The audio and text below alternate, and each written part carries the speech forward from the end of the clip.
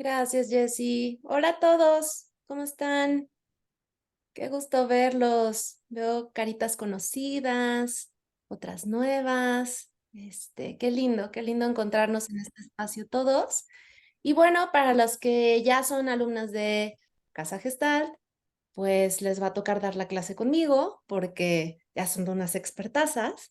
Y para los que tienen la curiosidad, ¿no? De conocer el instituto y ver un poquito hacia dónde va nuestra metodología, el tipo de información que van a estar obteniendo, tanto teórica como vivencial, pues esta es una probadita, ¿no? Para que se enamoren tanto como nosotros de esta corriente, de esta forma, que no solo es una manera de trabajo, sino también es una pues, forma de vida, una actitud que se va integrando y pues que obviamente nos va impactando en la manera en la que estamos en el mundo y con el entorno. Entonces, dicho lo anterior, me gustaría nada más como escuchar rápidamente sus nombres y si ya son alumnos o no. A las que son alumnas, pues ya las conozco, ¿no? Ya nos ubicamos. Pero los que se están integrando, me gustaría nada más saber un poquito, muy breve, su background, si ya son psicólogos, si no son psicólogos, si tienen interés en formarse como psicoterapeutas, nada más un poquito como para saber por dónde andamos, ¿va? Entonces, me gustaría que se vayan regulando y que vayan abriendo micrófono y también para no quedarnos tanto tiempo esperando a que nos regulemos, en caso de que nos vayamos tardando, pues yo les voy diciendo por ahí su nombre o el alias que tengan en la pantalla, ¿va? Entonces, ¿a alguien le gustaría empezar?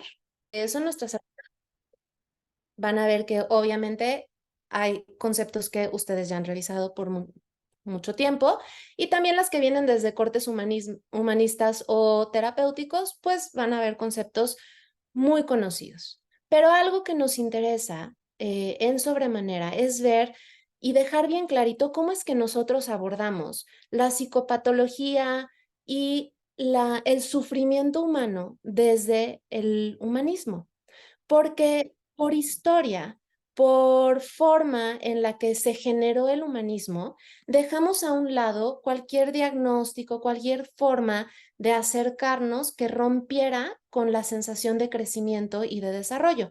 Entonces, estos últimos años que ha estado tan en boga el trauma, el trastorno narcisista, la disociación, pues obviamente todo el humanismo se ha tenido también que ir integrando a este léxico, que no es que no lo abordáramos, pero ahora también le estamos empezando a poner la jerga terapéutica para poder entrar al quite con lo necesario desde un lugar más científico. Vamos a irlo desarrollando. ¿Ah?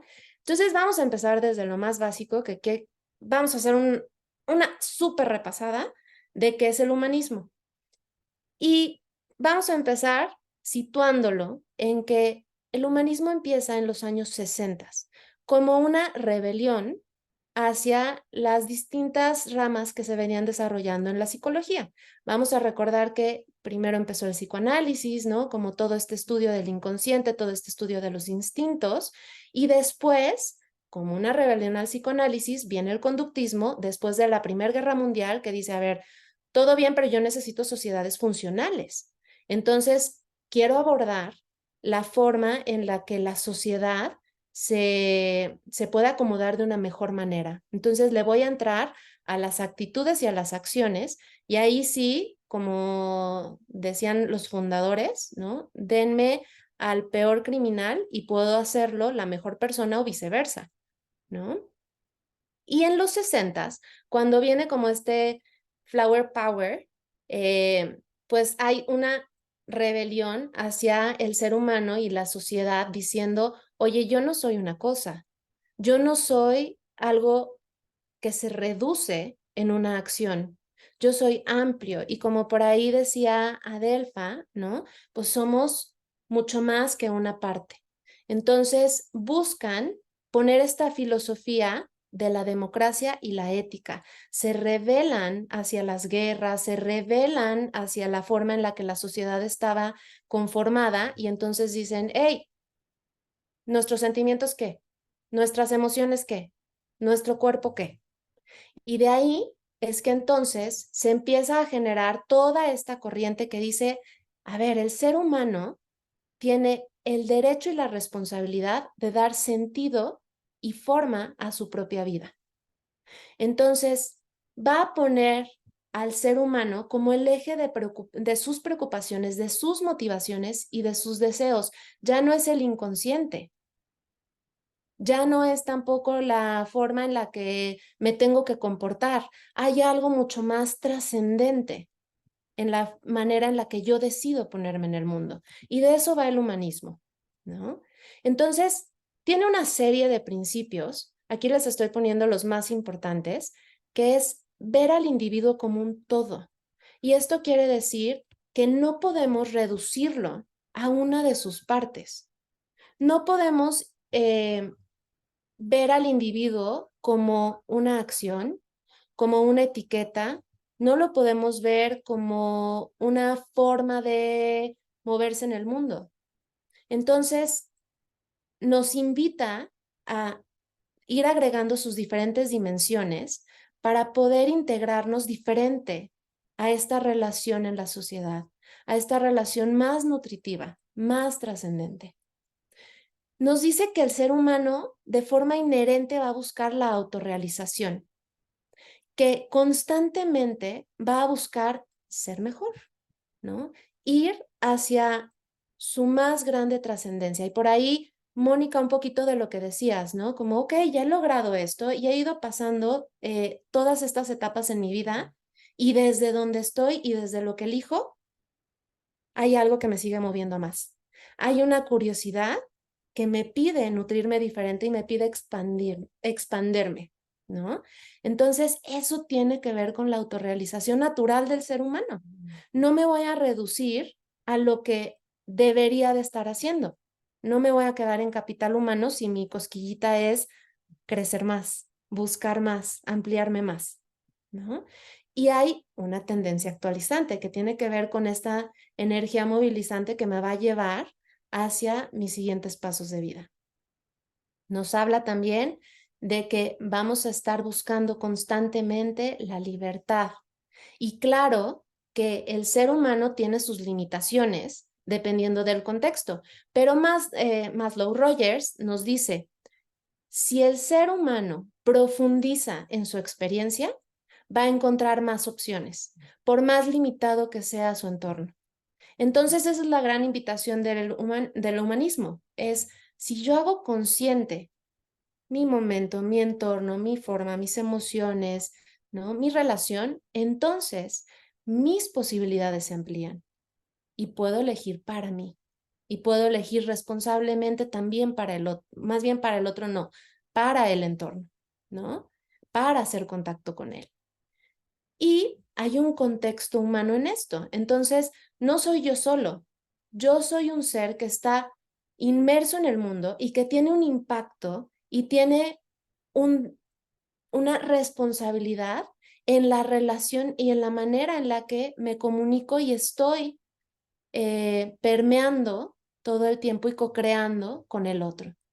Entonces, nos da la posibilidad de una conexión, dejamos de ser islas y esto es bien importante hoy en día porque vivimos en una sociedad en donde todo el tiempo se nos está diciendo tenemos que ser autónomos, tenemos que tener autoestima, ajá, todo eso bien, pero resulta que estamos inmersos en un mundo en el que constantemente estamos co-creando y hasta la misma autoestima depende del contexto y del entorno, ¿no? El sentido de vida. El hombre va a buscar tener un sentido. Eso va a ser su faro y su orientación. Y como decía Frank, más que toma por ahí de Nietzsche, ¿no? Esta frase muy linda en donde dice, puedo soportar casi cualquier cómo, ¿no? Si sé lo que quiero. Entonces, cuando hay un sentido de vida, también hay esta potencia para quedarme en ella y para orientarme hacia esa autorrealización o hacia esa tendencia actualizante. Va a haber un libre albedrío en donde me hace responsable. Yo soy quien tiene la capacidad de elección, y esto lo tomamos del existencialismo. Entonces el existencialismo nos dice, fuimos arrojados al mundo y entonces, en lugar de un destino, nosotros somos responsables de construir lo que queremos en la vida. Somos responsables de asumir hacia dónde vamos y para qué, y el impacto que eso tiene en nuestro entorno. Y uno de los principios más amplios y bondadosos del humanismo es que la persona es buena por naturaleza.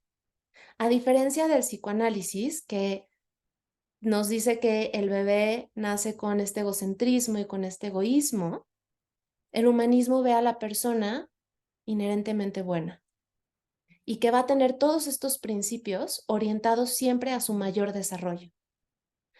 Va a estar permeada por su entorno, por sus dificultades, sus limitaciones, pero siempre va a estar una capacidad creativa que va a estar buscando más. Y para esto hay 3 actitudes fundamentales que nosotros vamos a aprender y a vivir durante la maestría, pero que no nada más son dentro de la terapia, que las vamos haciendo unas actitudes de vida.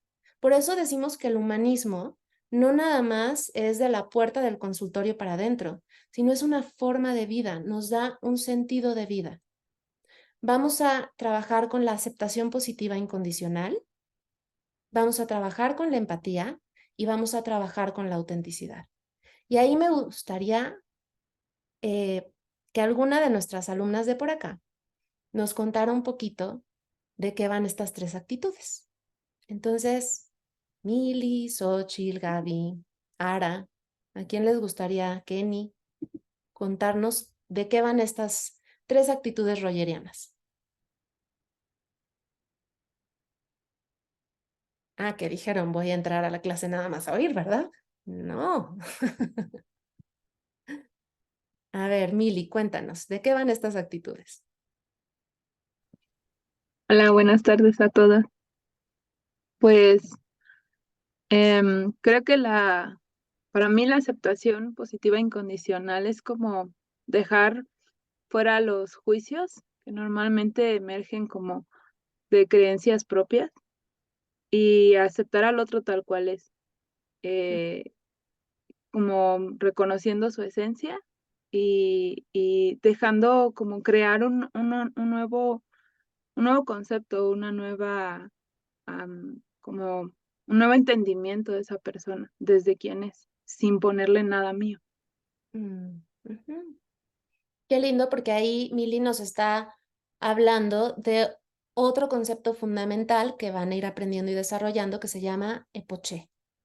Entonces, yo necesito poner entre paréntesis todo lo que es mío para entonces poder estar disponible sin juicios, sin prejuicios y sin embarrar lo que tiene que ver con mi historia en la experiencia del otro. Y solo así puedo validar, valorar y acompañar de una forma honesta y humana, digna a la persona que está conmigo en el acompañamiento, ¿no?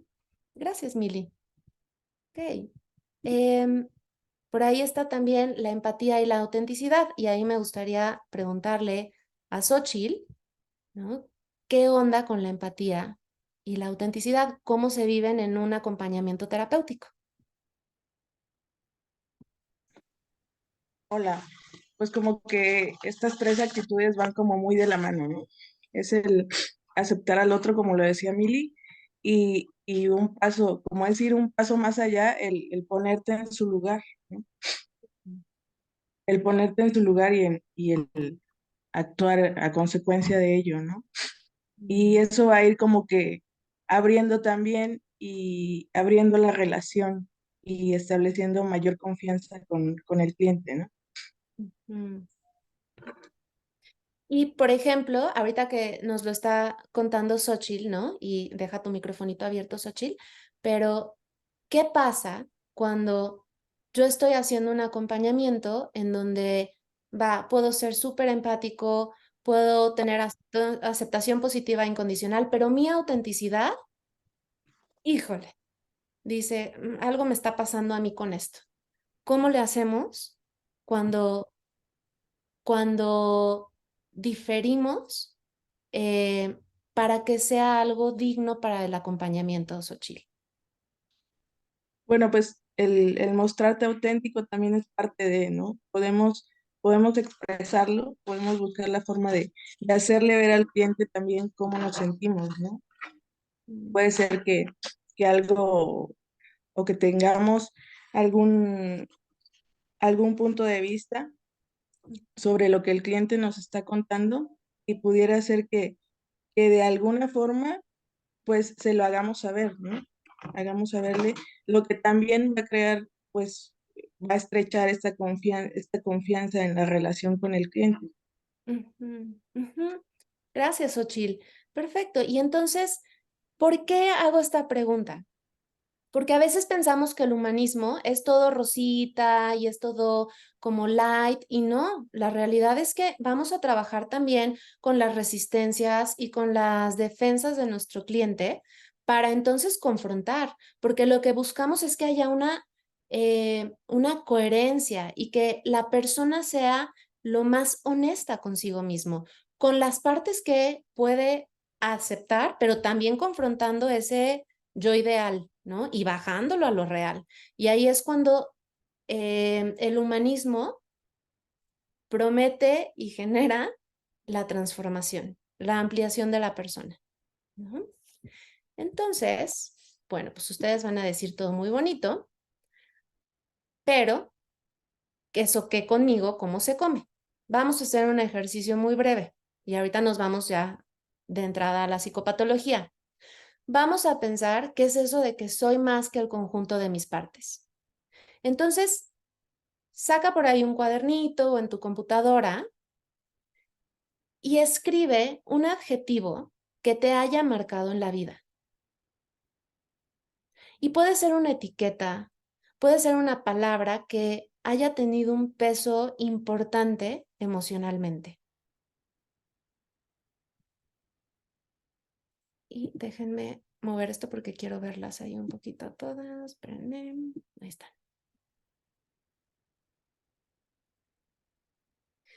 Y ya que lo hayas encontrado, ya que lo hayas escrito, déjenme apagar esto porque si no, no las veo bien. Lee el adjetivo y nota qué se despierta en ti. Trata de ser curiosa para ver qué se despierta corporalmente cuando lo piensas. ¿Qué historia o significado tiene para ti?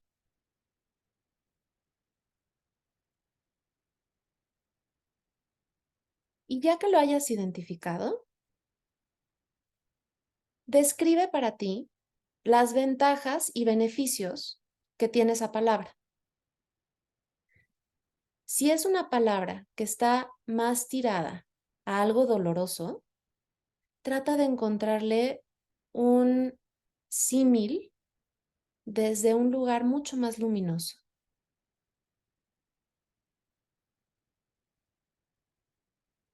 Egoísta, cuidadosa.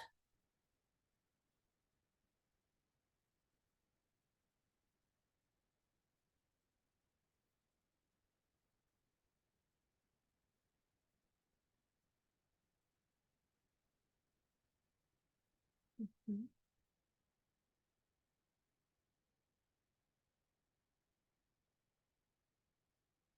Y ve notando qué va pasando conforme vas describiendo esas ventajas y esos beneficios que trae ese adjetivo.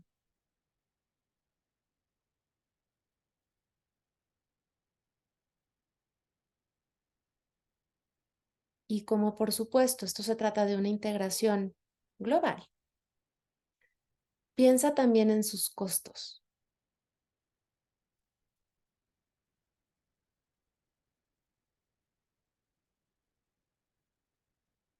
Y si puedes, anótalos.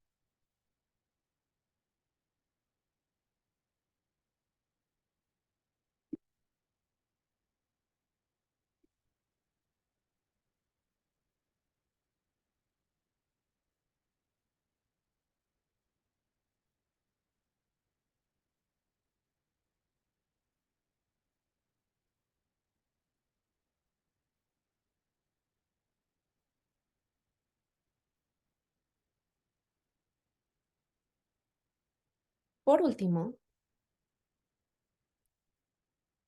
a la primera oración que escribiste, reescríbela poniendo a veces. Y es bien importante que le incluyas actúo en lugar de soy. Y ve notando cómo te sientes cuando lo escribes así.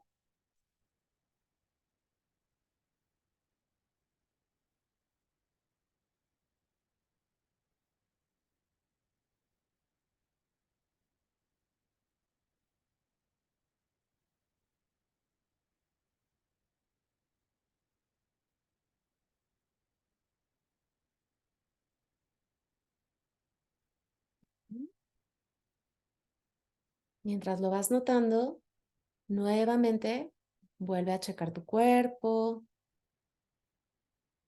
¿Qué pasa cuando piensas de esta forma la oración?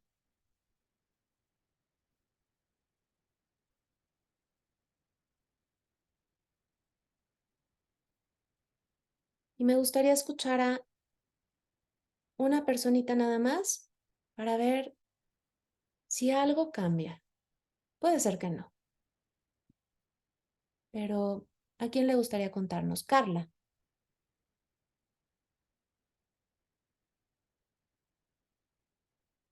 Hola, buenas tardes. Pues bueno, yo la palabra que vino a mi mente son muy similares. Hubo un tiempo en el que era rígida e inflexible. Mm, Entonces, eso me llevó mucho a que siempre me decían, es que tú eres bien cuadrada, pero me lo creí por mucho tiempo. mm, Pero conforme pues hemos estado ahora sí que en la maestría y con los trabajos, y ahorita que tú me dices pon ventajas y desventajas, pues me doy cuenta de que digamos que esa rigidez o inflexibilidad a mí me ha ayudado a lograr mis metas, mm, a ser perseverante, a ser constante y también a ser decidida.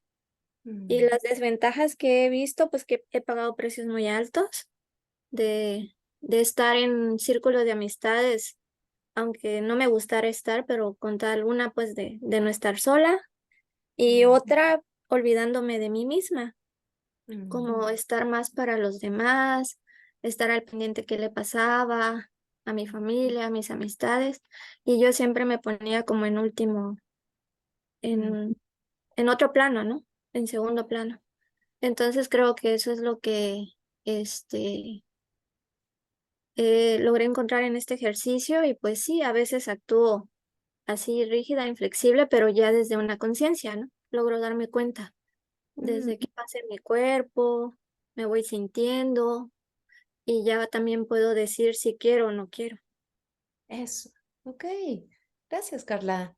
Justo, ¿no? Aquí el caminito es la posibilidad de elegir, porque entonces eso nos regresa como a la creatividad, nos regresa a poder asumirnos y a tener una sensación de agencia, a responsabilizarnos. Sí, en esta ocasión sí quiero ser rígida y quiero poner bien clarito mi límite y no lo voy a mover porque eso me cuida. Pero a lo mejor en otro momento sí quiero ser flexible y sí quiero dejar que mis fronteras se abran para poder dejar entrar la novedad y para poder dejar incluir otras cosas que no conozco y que me amplían, ¿no? Entonces, esa es la posibilidad y esa es la salud desde el humanismo, ¿no? Entonces, es tener esta capacidad de ajustarnos creativamente a la situación y a la experiencia. Ahora, ¿cuándo vamos rigidizando ese ajuste creativo?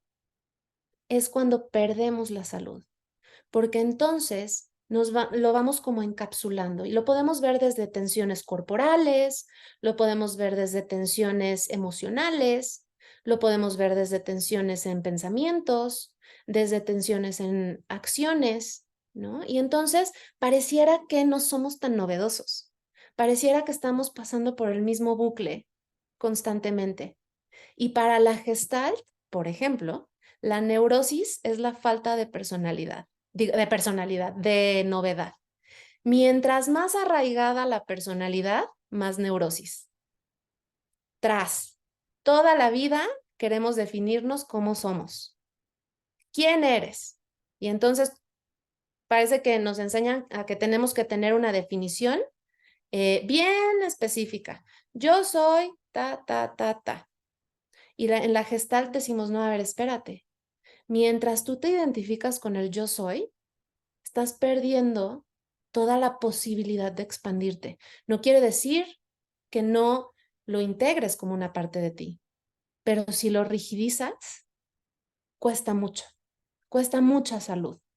Salud emocional, salud relacional, salud corporal, ¿no? En todos nuestros ámbitos. Entonces, ¿qué onda con la psicopatología? Vamos a ver que justo si empezamos a notar estas rigideces que vamos teniendo, entonces el ser humano se empieza a acercar a experiencias dolorosas. Y no todas las experiencias dolorosas son psicopatología, ahorita vamos a ver. Entonces, ¿de dónde viene la palabra psicopatología?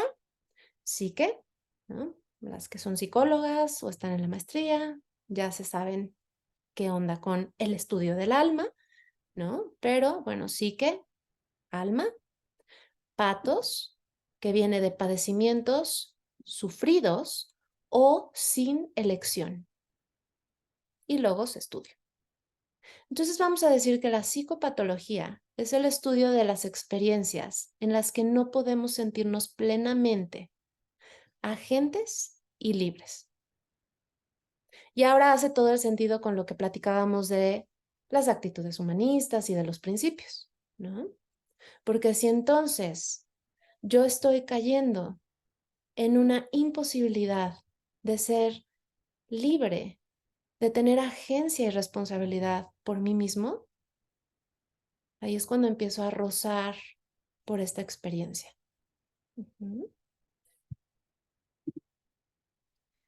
¿Y cómo hemos abordado históricamente desde la psicoterapia a la psicopatología? Una parte ha sido por la etiología, que es el estudio de las causas de un malestar o de una enfermedad.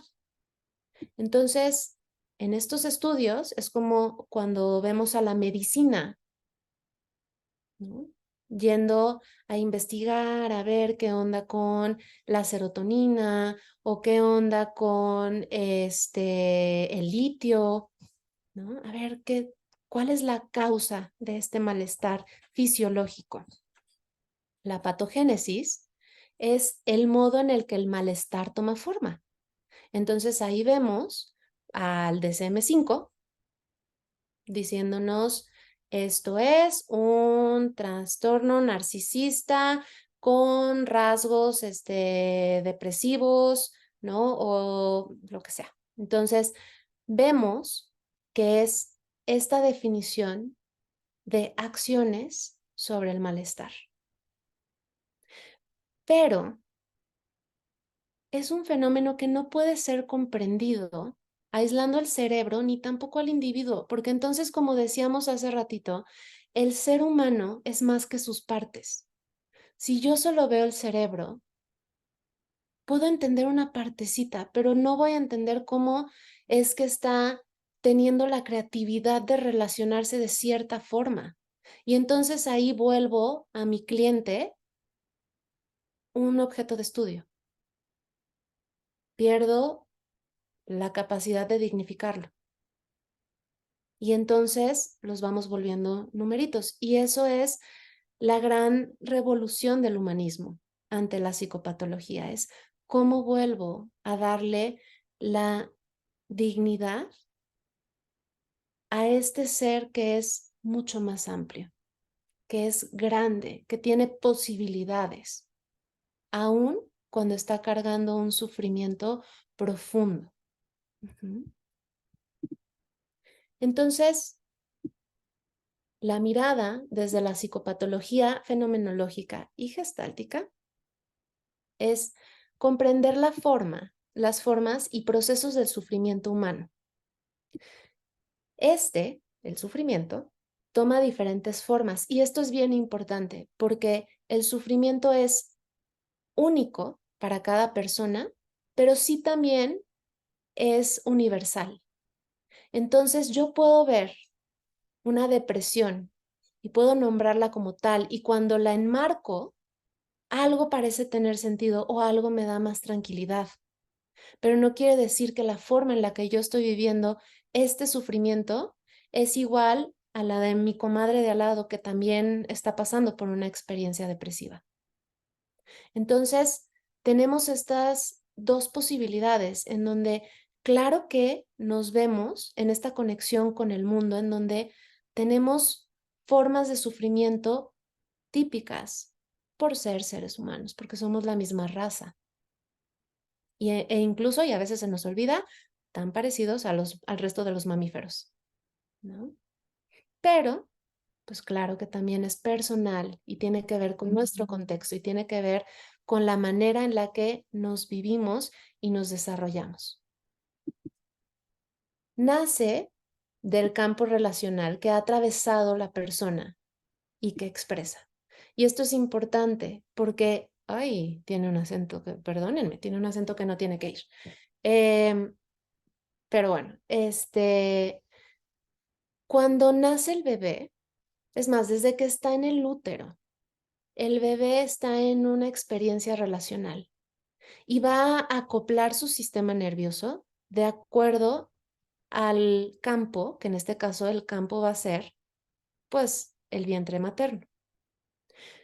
Esa experiencia hace que haya un apareamiento de sistemas que se va a terminar transformando cuando nace el bebé en movimientos, que entonces van a crear un baile entre el ir y venir de mamá e hijo, desde si hay un buen encuentro, si hay una buena novedad o hay un súper desencuentro porque a lo mejor mamá está muy ansiosa o pasó por un duelo o pasó por una experiencia muy dolorosa que todavía no es acomodable y entonces el bebé no se siente recibido.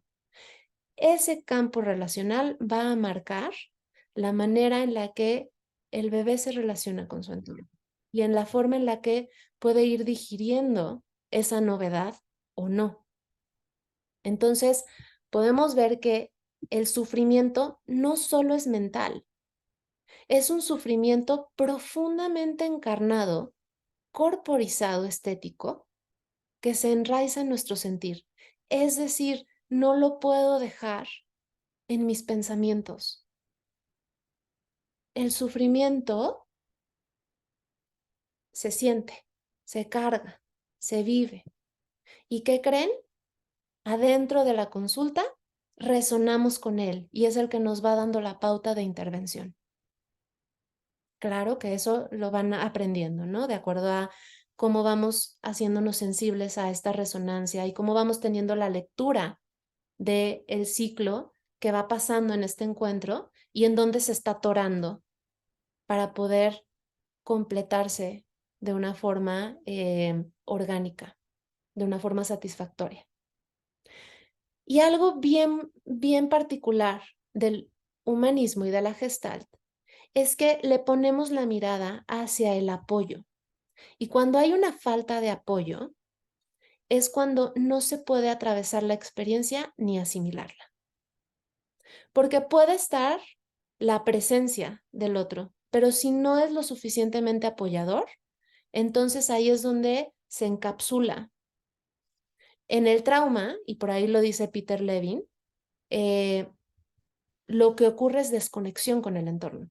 No es la experiencia que atravesamos, sino la sensación de profunda soledad. Antes de un ataque de pánico, la primera emoción, pocas veces consciente, es una profunda sensación de soledad. Eso nos habla de la importancia del encuentro enriquecido y apoyador, que me ayuda a transitar mis emociones para poderlas integrar. Y ese es el apoyo que hacemos terapéuticamente, con toda una lectura, ¿no?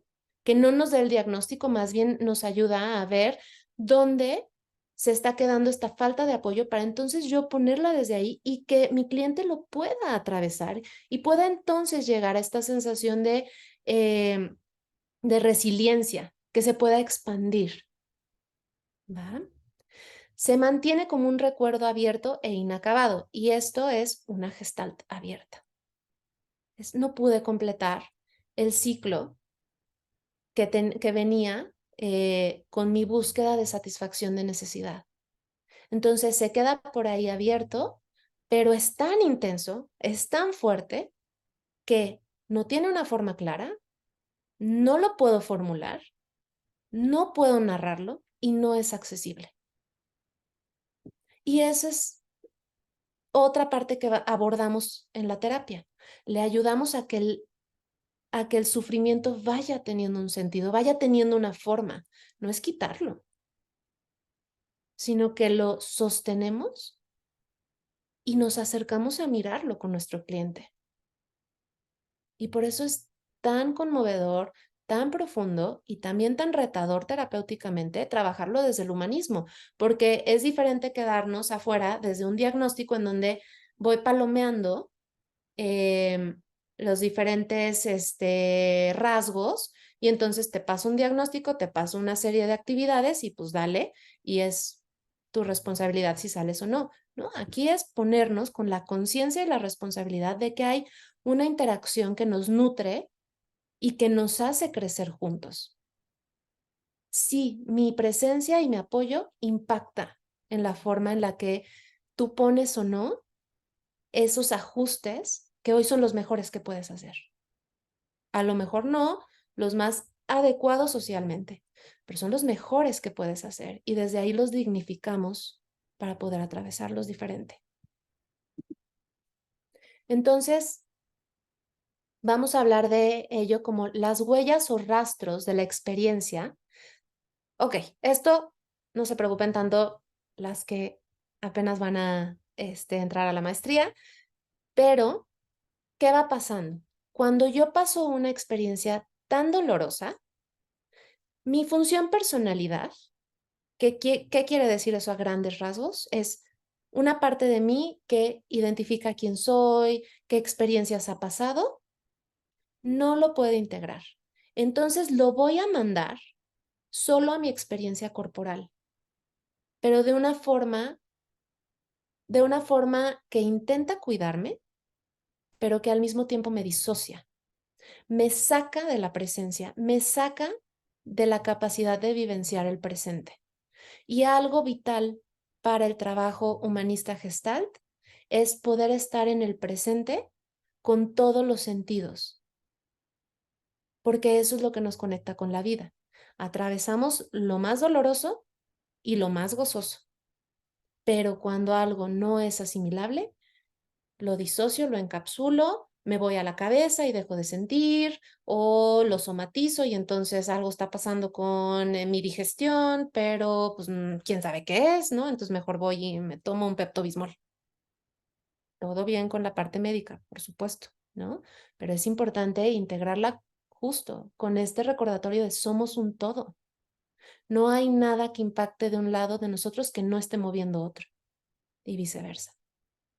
Entonces, una experiencia no asimilable es llevada sobre uno mismo como una ausencia en el contacto. Me voy a retirar de estar en el contacto con el mundo. Entonces, ¿cómo se va a ver eso? Me voy a ver menos vivaz, me voy a ver menos espontánea, me voy a ver menos, les iba a decir una palabra que no quiero usar y no la voy a usar. Déjenme pensar otra. Menos regulada para el contacto y la situación en la que estoy. Entonces, se empiezan a ver estas acciones repetitivas, respuestas repetitivas y que no están adecuadas. Adecuadas, entre comillas, ¿no? Es que se me viene la palabra en inglés, déjenme pensar. Entonadas para la situación, ¿no? Salen de contexto, salen de intensidad. Y todo eso lleva por abajo una sensación de sufrimiento profundo. Entonces, ¿qué vamos a ver? Ay, espérenme. Vamos a ver qué hay. Uno, llevar sobre uno mismo una experiencia no asimilada. Y esa experiencia no asimilada me da una experiencia de ausencia en el entorno. No estoy presente, no estoy involucrada, nada me toca. ¿Qué vemos en la experiencia narcisista? ¿No? Sí, parece que soy muy amigable y entonces soy encantadora, ¿no? Pero no me voy a vulnerar. Me da tanto miedo vulnerarme porque ha sido tan doloroso que entonces me ausento desde ese lugar. Y hay algo que se queda como una fachadita, que es un ajuste, ¿no? Pero no estoy toda completa en la experiencia. Y aún así está la presencia de algo que aún no tiene forma. Y ese es ese profundo sufrimiento que hay abajo. No lo puedo nombrar, pero ahí está, ahí está, ahí está. Me tiene en la incomodidad, me tiene en el dolor, me tiene en la ansiedad, me tiene con una energía corporal activada. Ahí está, pero no sé nombrarlo. Voy a buscar hacer contactos que me ayuden a empezar a nombrarlo. Y que es probable que como esto se vuelve un bucle, nada novedoso, pues mis contactos y mis interacciones me muestren más de lo mismo. Y de ahí la novedad terapéutica, porque podemos poner una mirada distinta. También vamos a ver la imposibilidad de sentir lo no sentido. Entonces, siento que si toco la tristeza, me voy a destruir. Siento que si toco el enojo, voy a destruir todo. Mejor no lo toco. Puede ser demasiado. Y hay una sensación y una experiencia de falta de apoyo, presencia y disponibilidad del entorno. Por eso muchas veces, cuando volteamos a ver el entorno de nuestro cliente, nos hace todo el sentido su ajuste. Y decimos, por supuesto. Claro que es lo mejor que puede hacer para sobrevivir. Claro que es lo mejor que puede hacer para poder atravesar esta experiencia dolorosa en donde no hay otras posibilidades en el contexto, ¿no? De nuevo, esa es la novedad terapéutica. Podemos poner una experiencia diferente. Y es bien importante diferenciar el dolor de la psicopatología. Y fíjense, esto se me hace a mí súper lindo, porque sentir dolor no es psicopatología, pero no poder sentir dolor, sí. Es la consecuencia de un dolor no atravesado, no de sentir. Entonces es este encapsulamiento, este ajuste que se va haciendo de algo que fue muy creativo a algo rígido, constante y que viene más bien desde una respuesta postraumática. Y por ahí nuestra muy sabia y querida Lori Pearls nos dice, el contacto puede ser bueno y creativo únicamente en la medida en la que se dispone de un apoyo suficiente y adecuado. Toda falta de apoyo es sentida como ansiedad. Y esa, insisto, es nuestra tarea terapéutica. Si yo entro a dar el apoyo que esta persona necesita, y ojo, apoyo, y esto lo irán aprendiendo y afinando a lo largo de su camino en la maestría, pero apoyo no es cargar. Apoyo no es dar la palmadita y decirlo, o sea, todo está bien y así te vas a quedar, ¿no? Apoyo muchas veces es frustrar la respuesta neurótica. Apoyo a veces es frustrar la respuesta defensiva. Apoyo muchas veces es decirle a nuestro cliente, esto que estás haciendo o esto que me estás diciendo es doloroso. Y a veces con empezar a nombrar las cosas así, es lo suficientemente iluminador y empieza a poner una conciencia distinta para que la persona pueda elegir diferente sus interacciones con el mundo. Entonces, eso es súper importante porque no quiere decir que por humanistas somos barco. Al contrario, frustramos y frustramos potente, ¿no? Pero no le quitamos la dignidad a la persona, no nos metemos con su capacidad humana, física, emocional, espiritual, ¿no? Y Franceschetti, ay, espérenme. Es que no alcanzo a ver aquí. Ok, les puse esta cita, que es una cita muy grande, y perdón que tenga tantas letras, pero es que es importante y creo que deja muy claro Franceschetti, ¿no? Porque nos dice, la pura comprensión del bloqueo en la forma de hacer contacto, no es suficiente para permitir al organismo crear una adaptación nueva y más funcional. Entonces, no basta con comprenderla y entenderla. Esa es una partecita. Por otro lado, es genérica, por lo que no responde a la exigencia de apoyo específica de la fase de contacto en la que el paciente se bloquea. Del mismo modo, el hecho de desenredar las tensiones musculares y los bloqueos emocionales que se producen para hacer emerger la energía retenida es insuficiente como apoyo si no se le ofrece igualmente al paciente, cliente está mal traducido, la ocasión y la posibilidad de estructurar y canalizar esa energía. Entonces, nuestra chamba tiene que ver con recuperar esa energía genuina que se despierta desde la búsqueda de satisfacción de nuestro cliente y apoyarlo para que pueda canalizarla y satisfacer de una manera sana, desde su entendimiento, no desde el mío. ¿Va? Entonces, por eso es tan amorosa esta mirada, tan respetuosa y también tan clara y potente. Ok, antes de irnos a cómo lo abordamos, déjenme ver el tiempo, ya casi me voy. Pero les quiero pedir un muy breve ejercicio, porque todo muy padre con el wiri wiri, pero vamos a ver. Te voy a pedir que traigas a la mente una experiencia de tu vida en donde hayas sentido una profunda sensación de soledad y de dolor.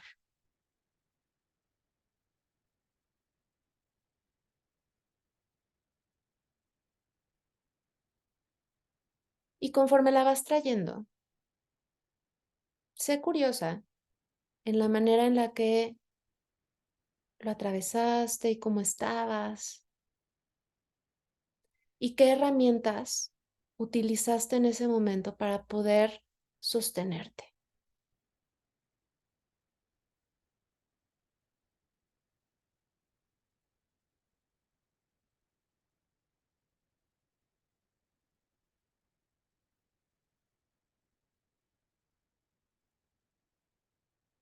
Y ahora vamos a usar un poquito la fantasía. Y quiero que te imagines esa misma escena, pero con un acompañamiento que para ti hubiera sido adecuado.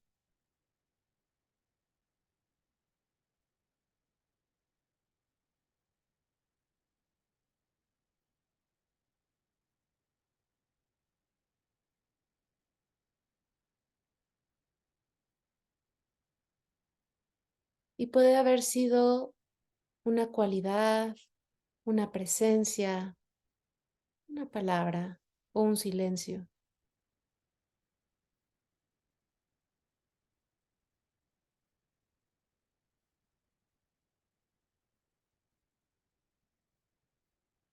Y nota si solo de fantasearlo cambia algo.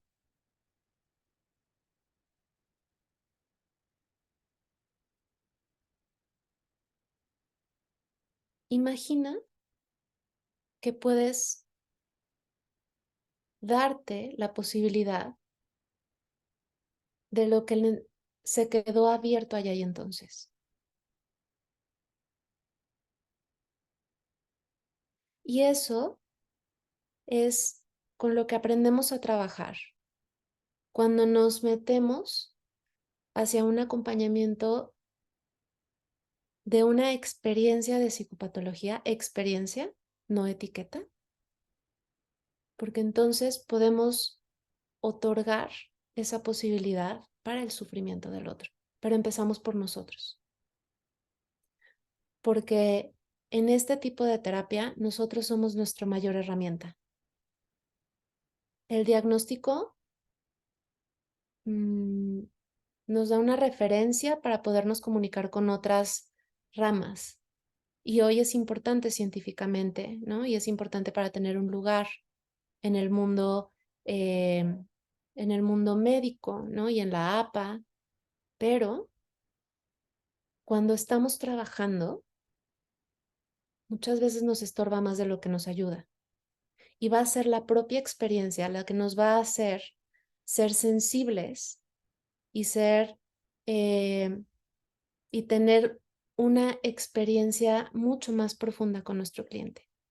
Entonces, trabajar con la psicopatología, con el trauma, con el dolor del otro, es trabajar con el mío. Y algo importante es tenerlo bien clarito, porque estudiar una maestría sí está bien en cuestión teórica. Vas a tener información y vas a tener las herramientas, pero tú eres tu propia carne y todo pasa por ti. Entonces, va a necesitar de tu apertura, de tu profundidad, de tu observación y también de tu honestidad. ¿Va? Entonces, no me voy a quedar tanto aquí. Y bueno, acompañar el sufrimiento es abrir la puerta para hacerlo con uno mismo, entenderlo, experimentarlo con un apoyo nutricio. Es el camino para acompañar y acompañarnos asertiva y compasivamente.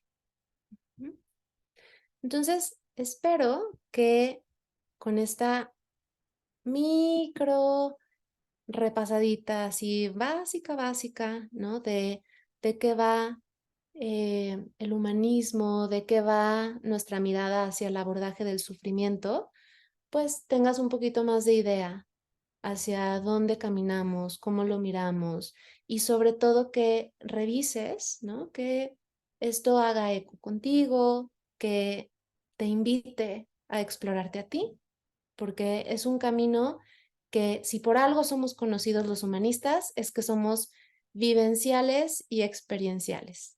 Entonces, todo se aterriza, en todas tus clases vas a trabajar contigo, vas a trabajar con tus compañeras, ¿no? Y pues ahora sí que nos metemos a las entrañas de las entrañas, para después podernos poner con el otro, ¿no?